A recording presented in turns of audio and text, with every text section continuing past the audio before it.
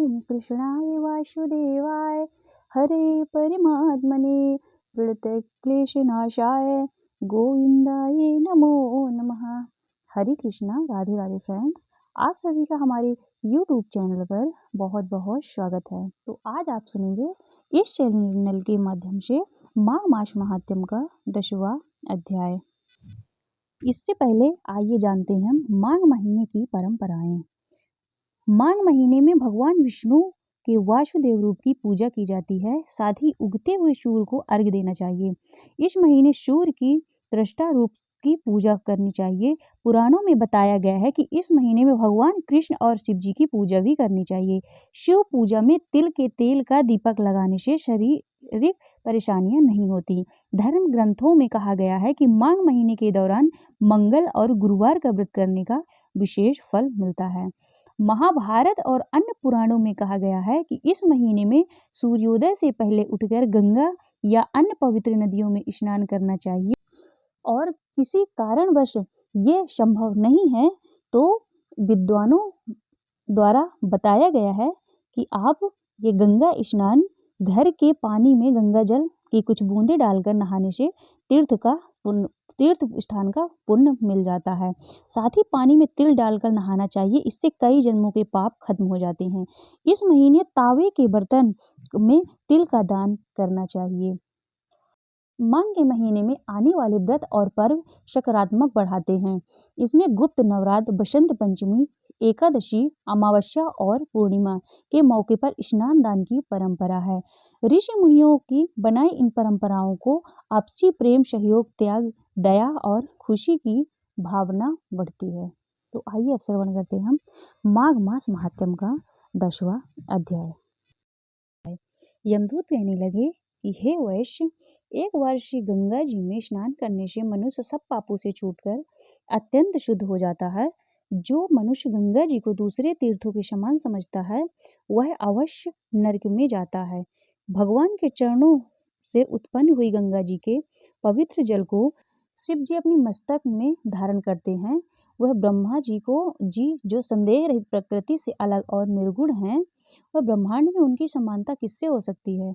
गंगा जी का नाम हजारों योजन से दूर से ही लेने वाला नरक में नहीं जाता, इसलिए मनुष्य को अवश्य गंगा जी में स्नान करना चाहिए।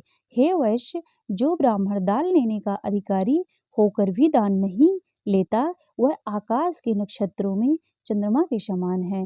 जो कीचड़ से गौ को निकालता है, जो रोगी की रक्षा करता है या जो गौशाला में मरता है वह आकाश में तारा होता है। प्राणायाम करने वाले मनुष्य सदैव उत्तम गति को प्राप्त होते हैं। प्रातः समय स्नान के पश्चात जो 16 प्राणायाम करते हैं वह घोर पापों से बच जाते हैं। जो पराई स्त्री को माता समान मानते हैं वह यम की यातना को नहीं भोगते। जो मन से भी कभी पर स्त्री का चिंतन नहीं करता वह दोनों लोगों को अपने अधीन करता है। जो पराये धन को मिट्टी के समान समझता है वह स्वर्ग में जाता है। जिसने क्रोध को जीत लिया मानो उसने स्वर्ग को जीत लिया। जो माता पिता की सेवा देवता तुल्य करता है वह यम द्वार नहीं देखता और जो गुरु की सेवा करते हैं वह ब्रह्मलोक को प्राप्त होते हैं। शील की रक्षा करने वाली स्त्री धन्य है और शील भंग करने वाली स्त्री यमलोक जाती है। जो वेदों और शास्त्रों को पढ़ते हैं या पुराण और संहिता पढ़ते हैं और सुनते हैं तथा जो स्मृति का व्याख्यान और धर्मशास्त्र समझते हैं या जो वेदांत में लीन रहते हैं वह परम परित होकर ब्रह्मालोक को प्राप्त होते हैं। जो अज्ञानियों को वेद शास्त्र का ज्ञान देते हैं वे देवताओं से भी पूजित होते हैं। यमदूत ने कहा कि हे वैश्य, श्रेष्ठ यमराज ने हमको वही आज्ञा दे रहे हैं कि तुम किसी वैष्णव को मेरे पास मत लाओ। हे वैश्य, पापी लोगों को इस संसार रूपी नरक को पार करने के लिए भगवान की भक्ति के सिवा दूसरा कोई उपाय नहीं है। भगवान की भक्ति न करने वाला मनुष्य को चंडाल के समान समझना चाहिए। भगवान के भक्त अपने माता पिता दोनों के कुलों को तार देते हैं और उनको नरक में नहीं रहने देते। और जो मनुष्य वैष्णव का भोजन करते हैं वे भी भगवान की कृपा से श्रेष्ठ गति को प्राप्त होते हैं। बुद्धिमान को सदैव वैष्णव का अन्न खाना चाहिए, इससे बुद्धि पवित्र होती है। मनुष्य पाप नहीं करता।